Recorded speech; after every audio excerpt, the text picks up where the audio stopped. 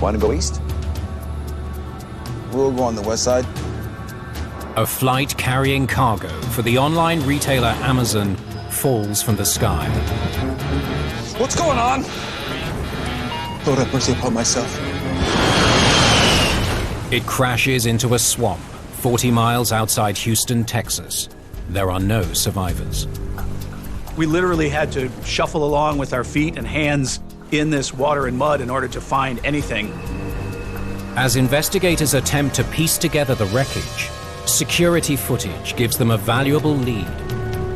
767s just don't fly straight down like that. Could the sudden loss of altitude have been deliberate? It's possible. Lord have mercy! Pull up!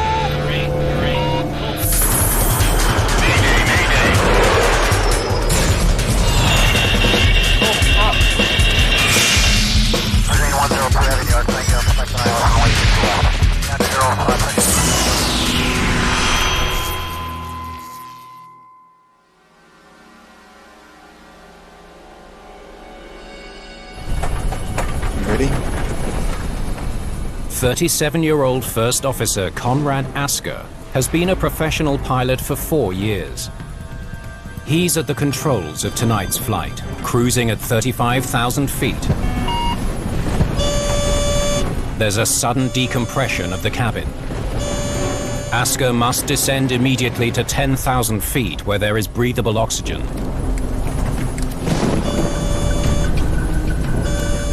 The number of warnings proves overwhelming. Wait. Give me a second. This is day 4 of training on this type of aircraft.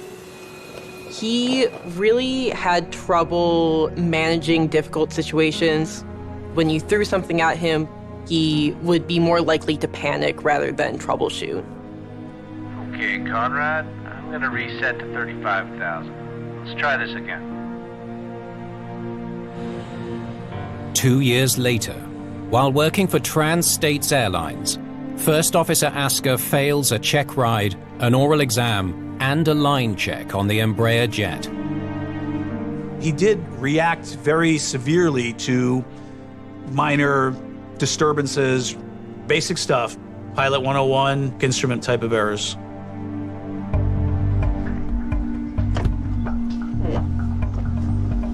Three years later, after failing captain training at Mesa Airlines, Asker's career is now in jeopardy.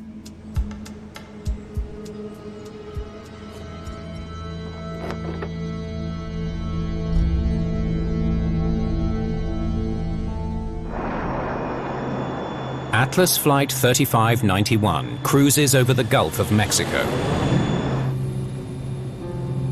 Speed 250. 60-year-old Captain Ricky Blakely has been a pilot for 17 years. He is monitoring today's flight to Houston, Texas. 6,000 is our bottom altitude. First Officer Conrad Asker is at the controls. There's a third off-duty pilot on board hitching a ride. Roger, 6,000. The pilots are flying a Boeing 767-375. It's what they call a BCF, a Boeing Converted Freighter. It used to be in passenger service, and then they removed all the seats, cut a new cargo door, and then it enters service as a freighter. The 767 serves a lot of markets very well. The Boeing 767 is a reliable, automated, wide-bodied plane that has a load capacity of 52 tons for Atlas Air. Atlas Air is a cargo and passenger airline that flies for various contractors, but their biggest customer is Amazon. Atlas 3591 took off from Miami with 26,000 pounds of cargo. It's a 2.5-hour flight to Houston. All right, confirm. 279 miles from their destination, the pilots set a target altitude for descent. Attention all aircraft. Hazardous information, Houston Center. There's a weather advisory. It's going to be a bit choppy coming in. Giant 3591. Copy that. For today's flight, Atlas Air's call sign is Giant 3591. Could be a bumpy ride. You say something? No.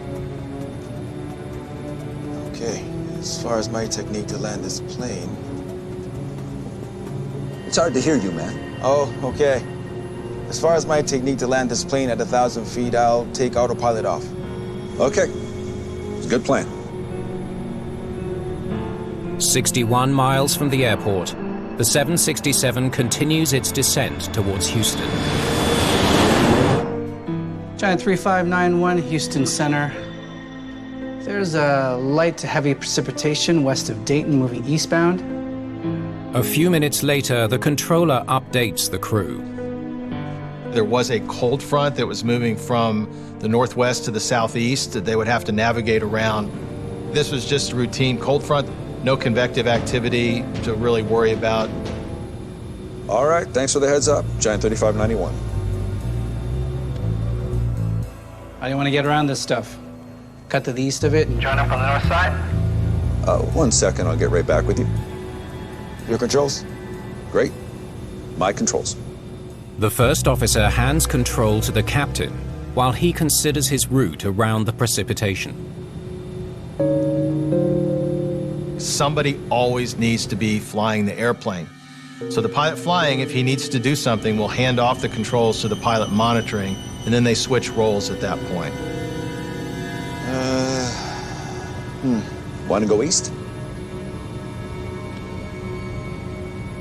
Giant 3591, we'll go on the west side. The only problem is there's a bunch of departures in the west. But if you hustle all the way down to 3,000? I can get you west of this weather.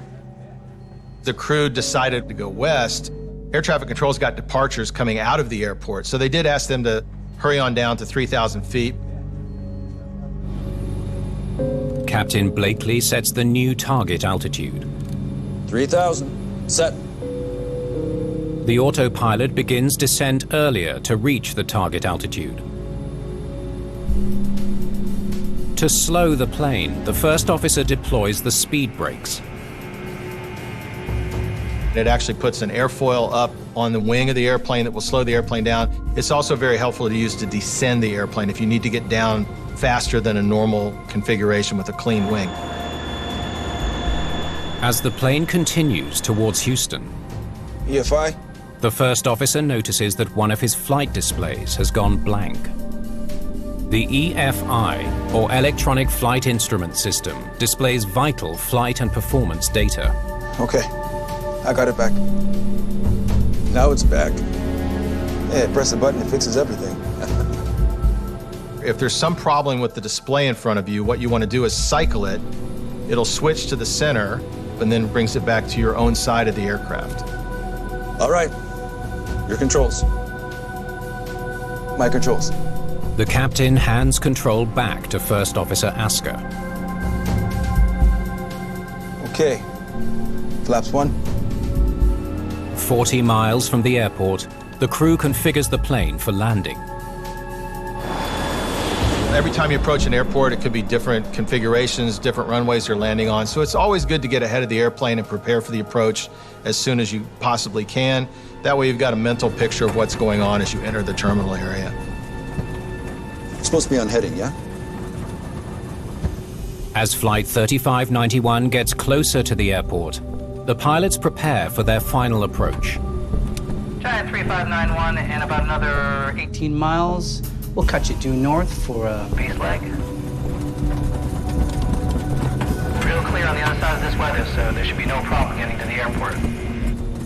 The controller informs the crew that he'll direct the plane north after they divert around the weather.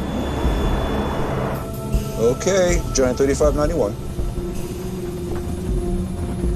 Where's my speed? My speed? We're stalling. Stall! What's going on? Lord have mercy upon myself.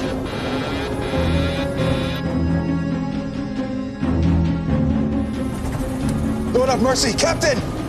Pull up! The pilots of Flight 3591 struggle to recover the plane. But they're too late.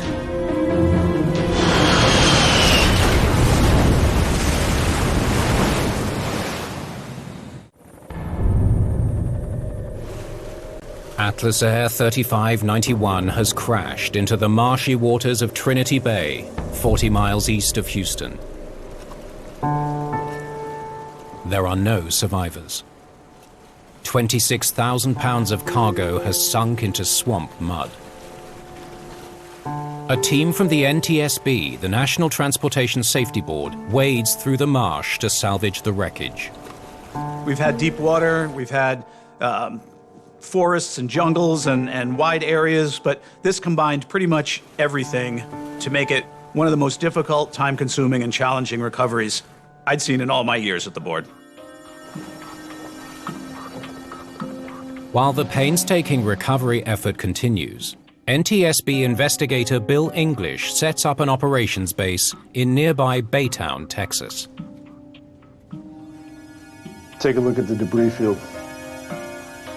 NTSB investigator David Lawrence joins the team. He has worked on more than 300 air accidents. Split into a million pieces. You know what that means. Looking at the debris field and how disintegrated everything was, you could tell that this airplane came at a high velocity into the ground. It was a high energy impact. Any news on the recorders? Not yet. The plane's recorders are key to solving the mystery of Atlas 3591's crash. But the splintered wreckage won't make them easy to find. The wreckage was completely or partially submerged in this mud and silt-filled water, and we literally had to shuffle along with our feet and hands in order to find anything. We didn't know if we were ever going to recover the flight recorders. I pulled the data on Atlas 3591 and the transcript of our radio exchange. While the team waits for the recorders to be recovered, David Lawrence speaks to the controller who directed the plane towards Houston. I wanted to hear the pilots and the last conversations they had and the last control instructions air traffic had with the accident flight. It's also this. Looks like it could get bumpy in there. Did the crew mention lightning or if they were struggling? There was a cold front that was moving through the Houston vicinity, but nothing that would knock a 767 out of the sky that morning. What about distress signals? Any communications of that sort? Nope, nothing. See here? I gave them the weather info. They said okay, and I didn't hear from them after that. There was no Mayday call. Their communications were standard and normal air traffic control, so there was no indication that there was a problem with the airplane. Here's the final few minutes of the plane's track. See? Here, the altitude dropped quickly. Oh. Investigators don't know why Atlas 3591 crashed, but its sudden dive gives them a clue. Well, thanks. I'll be in touch if I have more questions. The airplane, as it was descending towards 6,000 feet, suddenly began a very steep dive straight down to the ground.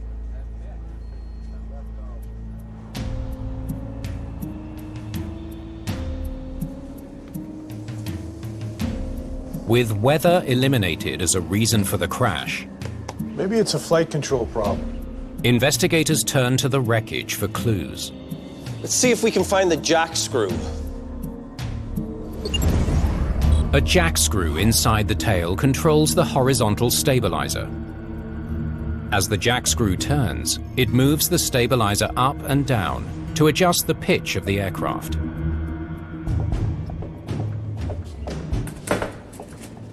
Looks like most of it is here.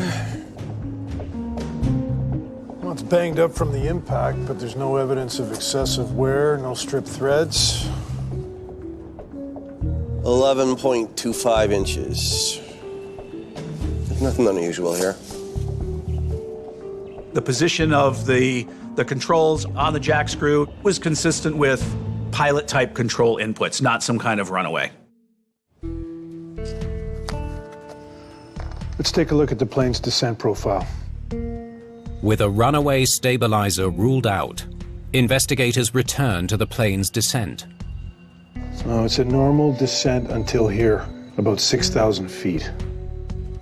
Could the sudden loss of altitude have been deliberate? The plane's track has the chilling hallmarks of a deliberate act. It's possible. In the past, pilots have purposefully crashed the airplane due to psychological problems. In 2015, the first officer on a Germanwings Airbus locked the captain out of the cockpit, increased the aircraft's speed, and deliberately crashed the plane into the French Alps, killing all 150 people on board. 2 years earlier, a LAM Mozambique flight crashed in Namibia, killing 33 people after the captain altered the autopilot to fly the plane into the ground.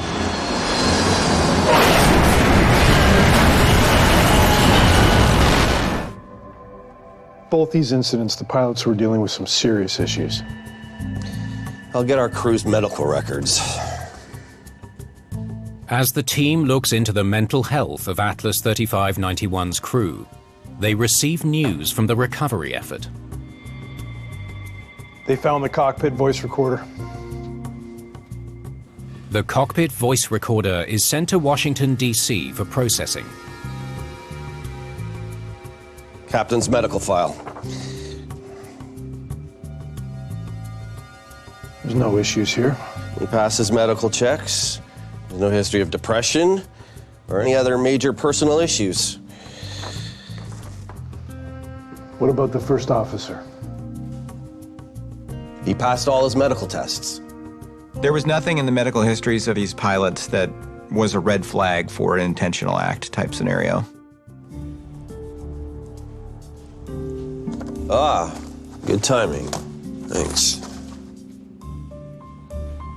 The cockpit voice recording should shed light on why Atlas 3591 was in a high-speed descent.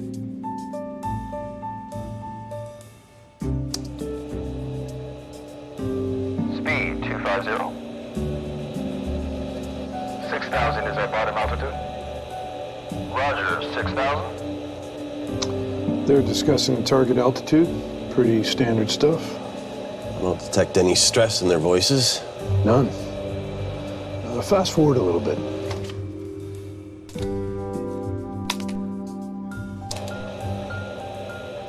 All right, thanks for the heads up. Giant 3591. How do you want to get around this stuff? Cut to the east of it? Join up on the north side. 1 second, I'll get right back with you. Want to go east? As investigators listen to the crew and air traffic control discuss the flight path around the weather, EFI? they hear something interesting. Okay, I got it back. Now it's back. Yeah, press the button, it fixes everything. Some of the instrument displays must have gone blank. And they got them back right away. We heard that the first officer was having a little bit of an issue with his electronic flight instrument switch, but cycled that switch and basically cleared the problem.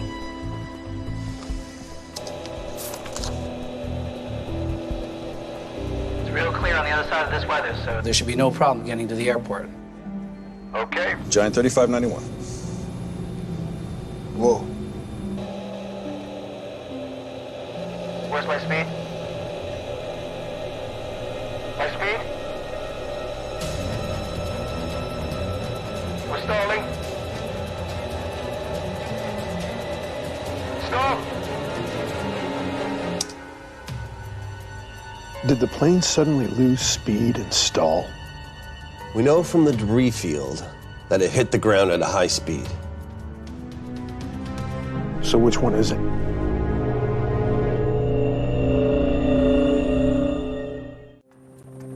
After searching muddy waters for more than a week, the flight data recorder of Atlas Airlines 3591 is finally located and sent to Washington, D.C. for processing. Everything was going smoothly until the first officer says, "Where's my speed?" 3 seconds later, he reports, "We're stalling." 15 seconds later, they crash. While investigators await flight data, Giant 3591. they review the intriguing lead Where's my speed? from the plane's cockpit voice recording. My speed? It was pretty clear that the first officer was very agitated, very confused. We're stalling. We could hear him. We're stalling, we're stalling. Stall! What's going on? Okay. Let's assume it stalled. How come? Well, the plane was carrying nearly 26,000 pounds of cargo. Well, if any cargo came loose, it could have thrown off the plane's center of gravity. If freight breaks loose or moves in the cargo hold during flight, the center of gravity will shift, putting the plane off balance into an unrecoverable stall. In 2013, a Boeing 747 air freighter crashed in Afghanistan after poorly secured cargo rolled into the rear flight control systems during takeoff.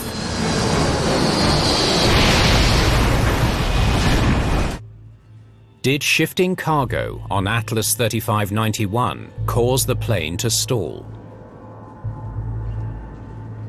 We went to Miami to look at the loading process because, cargo shift was another potential issue. Everything I've seen looks good. Can I have a look at that paperwork? We looked for potential vulnerabilities where either the cargo load may have not been properly secured, or perhaps too much cargo may have been loaded or in the wrong position. So we looked at that pretty thoroughly. Looks like every pallet was well secured. And locking and loading was double checked. Center of gravity and specs look impeccable.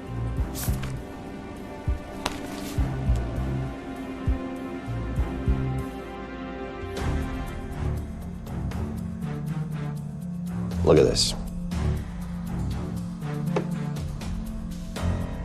With shifting cargo eliminated as the cause of the stall, the team turns to a new piece of evidence for answers. This video comes from a county jail surveillance camera. The video captures the final seconds of Atlas 3591's flight. The first time I saw the security video, it was really disturbing because 767s just don't fly straight down like that. It really kind of deepened the mystery of what happened to that airplane. It's flying very fast, nose down. And it's not falling flat like a pancake.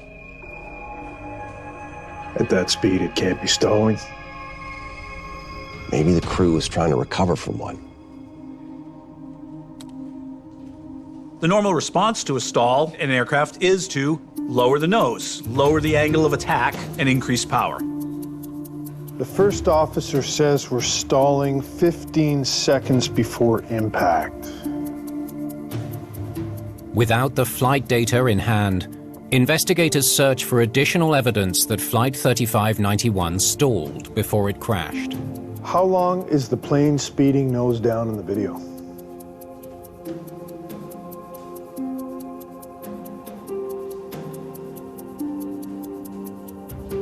Five seconds.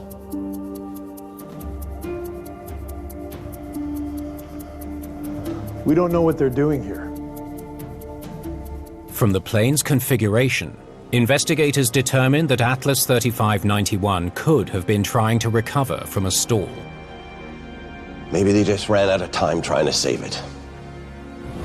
Captain! What's going on? By the time they came out of the clouds and realized what was happening, it was too late, and the aircraft impacted the swamp. Pull up!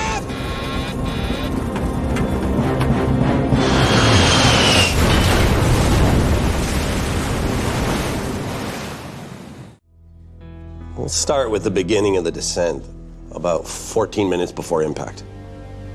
The flight data from Atlas Air 3591 is ready for analysis. The plane is beginning to descend here, about 110 miles from the airport. The pitch is normal. The plane speed is consistent at 275 knots. Everything looks fine to this point. Let's just move ahead to the final minute of flight. Whoa. Okay. Something goes wrong right here. That's 32 seconds before the crash. Yeah. Where exactly does the first officer say the plane is stalling?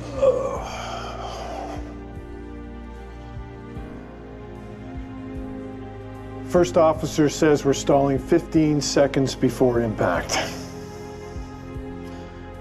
Hang on. There's no drop in airspeed. In fact, it's the opposite. 270 knots. That's about double the 767 stall speed. And see this? It's the angle of attack. It's 18 degrees nose down. Nose down. There's no stick shaker alert. The Boeing 767 has very good stall characteristics. If you're approaching a stall is imminent, the stick shaker will come on, number one, and there's a control column nudger that will actually push the nose forward to remind you that you're approaching a stall. Stalls typically happen at 16 to 20 degrees angle of attack, nose up. Where's my speed? Which this airplane was nowhere close to. My speed? Plane never stalled. We're stalling. When the first officer yelled out that the airplane was stalling, Stall! the airplane was nowhere near stalling. Atlas 3591 crashed for another reason. Check this out. Plane went into go-around mode. Go-around mode is an autopilot setting that increases thrust to about 80% of maximum power and pitches the nose up 4 degrees so the plane can go around rather than land.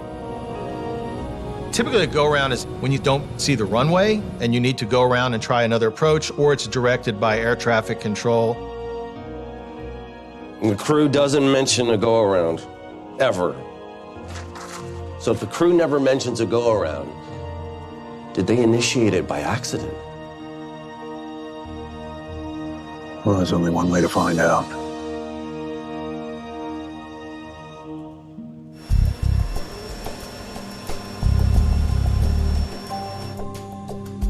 Speed brake, go around switch. Got it. Using Atlas 3591's flight data, investigators recreate the pilot's actions up to the moment when the go-around mode is activated. Plane is descending normally. The autopilot and auto throttle are on.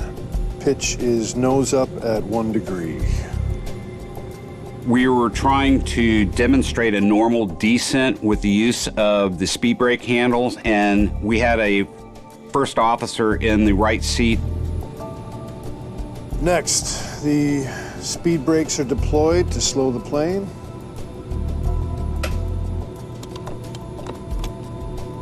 Check, the plane is slowing. When you extend the speed brake in the 767, there is no tone necessarily to let you know that it's out. Most airlines have the pilot flying keep their hand on the speed brake lever as a tactile reminder that the speed brake lever is out. Hang on. Look at your wrist.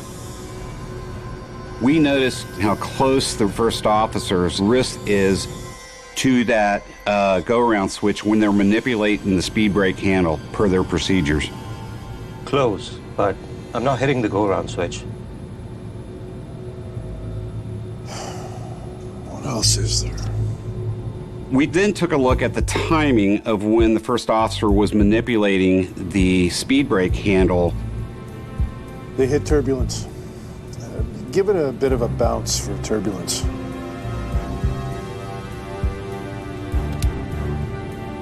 To the surprise of the investigator, the pilot can inadvertently hit and activate the go-around mode. You must have felt it hit it. Nope. I didn't feel a thing. I hit it with my watch.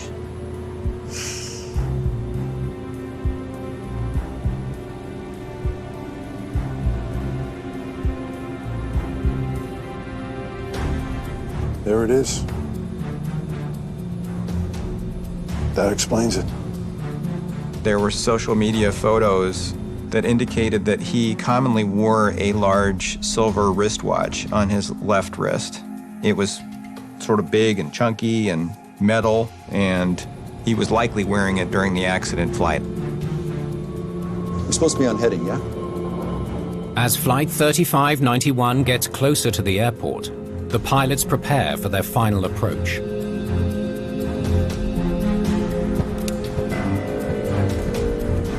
Giant 3591 and about another 18 miles. We'll cut you due north for a base leg. Sounds good. 3591. His wrist would have been within an inch or so of these rocker switches. And if he was wearing this chunky metal watch, that would have closed the distance further. So if he contacted the switch with that wristwatch, it's quite possible he never even felt the contact. Looks like the crew inadvertently put the plane into go-around mode. You think this has happened before? I'll look through the pilot's reports. Investigators discover that inadvertent go-arounds do occur. We identified less than a dozen reports. However, I suspect this has happened a lot more often because crews usually detect and correct this problem quickly. When the go-around mode is activated, the primary flight display lights up and alerts the pilot. Well, it's hard to miss. It is clearly enunciated at the top of the primary flight display, right in the pilot's vision, and they should have seen that, so we needed to see what was going on in the cockpit at that time. Whoa. Okay, Giant 3591. Investigators return to Atlas 3591's data. This is where go-around mode engages. Autopilot is on. To learn what the pilots were doing when they failed to notice the plane was in go-around mode. The plane's engines put out more power. The plane pitches up. But look at that. It pitches up for a bit and then suddenly down. The only way for the plane to pitch down during a go-around would be for the pilot to override the automation. But the question is, why would a pilot do that? You know, if he didn't realize that the go-around mode was activated, he might have felt that the plane was pitching too high. Investigators make a key discovery. Flying through thick cloud with no visual reference of the horizon, First Officer Asker experienced spatial disorientation. Once the go-around mode was activated, the thrust was accelerating the airplane and it began pitching up. And of course, they were in the clouds, so he couldn't see the horizon. That effect gave the first officer the feeling that he was pitching up when he really wasn't pitching up as much as his inner ear was thinking. Well, that might explain why he reacted by pushing the plane nose down. So what's the captain doing?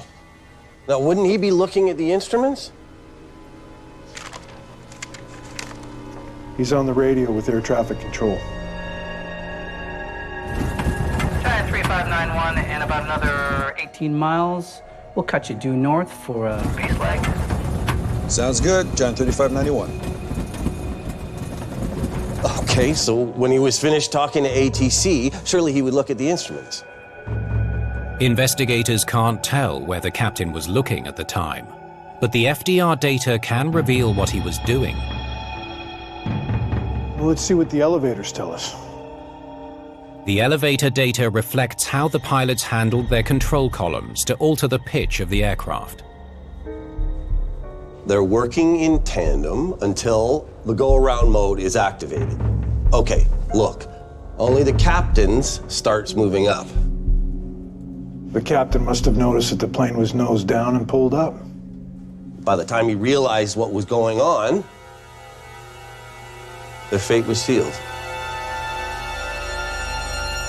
Investigators discover the captain tried to pull the plane out of the dive, while First Officer Asker continued to push forward. Captain, what's going on? The airplane was pointed straight down, and at the last minute, they both were pulling back trying to save the airplane, but it was too low and too late. During training, it is drilled into the pilots to rely on their instruments and not on their senses. So why didn't he do what he was trained to do? Lord have mercy upon myself. Pull up!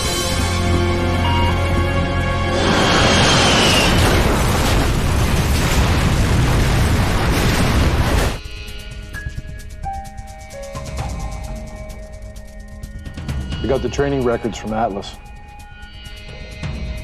Check this out. The team looks into the first officer's training at Atlas Airlines to understand why he didn't rely on his instruments as he was trained to do. In 2017, the first officer had difficulty completing normal procedures, thinking ahead, even troubleshooting. Looks like he failed the first check ride on 767, too. The first officer failed his initial oral examination for the 767 type rating. He then had difficulty during the flight training portion, and he had to receive some remedial training before he passed the check ride. The remedial training instructor felt the first officer had a confidence problem.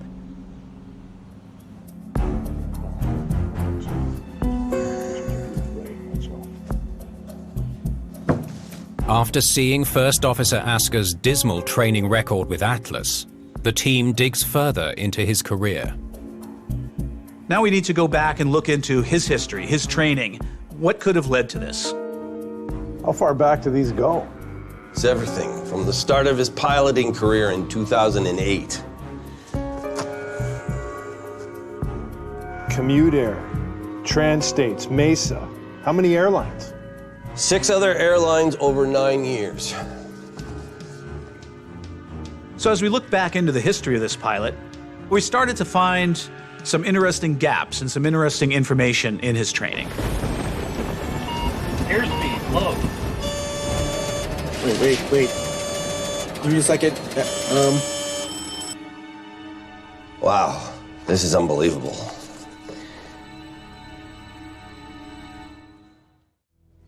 Commute Air, incomplete training. It's the same story at Air Wisconsin. He resigns from both. Investigators looking into the crash of Atlas 3591 discover a troubling work record for First Officer Asker. Both those airlines, he actually failed to complete the first officer training. 2014, he fails the oral exam, line check, and the check ride. In 2017, at Mesa Airlines, Asker trains to upgrade to the rank of captain.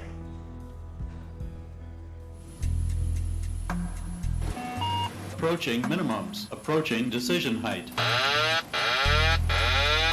Minimums. What? That's not right.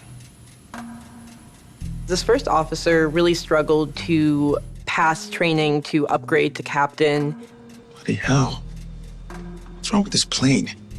His trainer said that he had low situational awareness. He would get flustered, would get frantic when unusual situations would come about. He would just press random buttons. The upgrade is unsuccessful, so he quits. This is one of the worst cases I've seen in my career. How does such a lousy pilot get a job flying for one of the biggest cargo delivery services on the planet? He had multiple episodes of poor performance, failed check rides, serious training deficiencies. So we went to Atlas Air and asked, what did you guys know? Finally, a CV and his Atlas Air job application. Why would Atlas Airlines hire a pilot with such poor skills? Commute Air and Air Wisconsin aren't even on his CV. He said the gaps were because he was in college. There's nothing on this application about his unsuccessful upgrade attempt at Mesa or the failed line check at Trans-States. Once we took a look at the first officer's resume and his application at Atlas Air, we found out that he had failed to disclose his history at other airlines. Wait, give me a second. Pilots are expected to provide their training background and job history the same way that non-pilots are expected to provide all of their employment history. However, ASCA did not include particularly troublesome training background, and this misled future employers. He didn't tell them about most of this, and Atlas never dug it up. How did this pilot manage to continue slipping through these cracks, retrain, move on, slip through another crack, until eventually end up in the front end of a 767 and this accident? A minor slip-up turns to major disaster in 32 seconds. The airplane enters the clouds. It experiences turbulence. The first officer's left wrist bumps the go-around switches. The airplane transitions to go-around mode.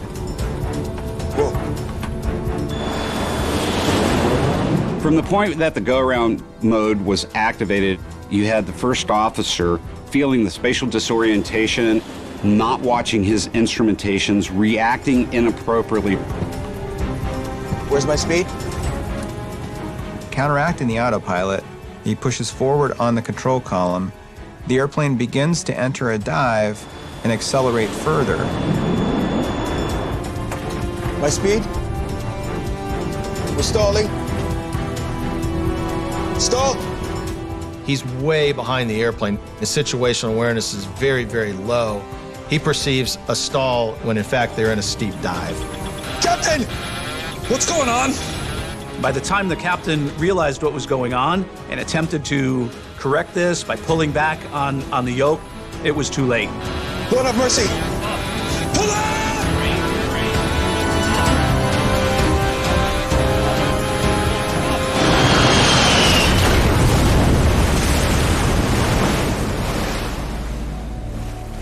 I take these accidents personally. You know, I want to try and prevent them because I was an airline pilot. I was in these guys' shoes. I want this to not happen again. And for me, this accident was so preventable. In their final report, the NTSB issues a safety alert about the close proximity of the speed brake lever to the left go-around switch, which could inadvertently cause an activation. The board also recommends the implementation of a pilot's records database, which allows airlines to access an applicant's employment and training records, something the FAA had been rolling out at the time of the accident. The NTSB has advocated for the implementation of the pilot records database for over a decade because there have been pilots with repeated performance problems that never made it into the record-keeping system. The way to improve that issue is to improve the record-keeping system.